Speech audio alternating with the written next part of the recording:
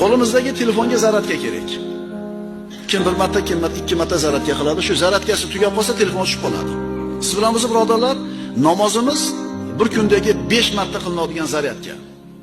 Dunyo bilan bo'lib, qalbimiz dunyoga berilib, siqilib, bo'g'ilib turgan paytimizda namozga kelsak, bir iymonimiz quvvat oladida zaryadka olib qolamiz.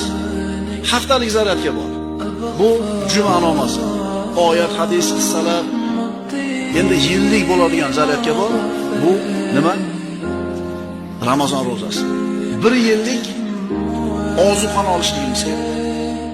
Ramazon sabr oyi, birodarlar. Shuning uchun Alloh azza va jalla siz bilan bizga Ramazon ro'zasini buyurdi. Allohga kerakmi biz ro'za tutishimiz? Kerak emas. Nimaga buyurdi? Har bitta buyruqning orqasida hikmat bor.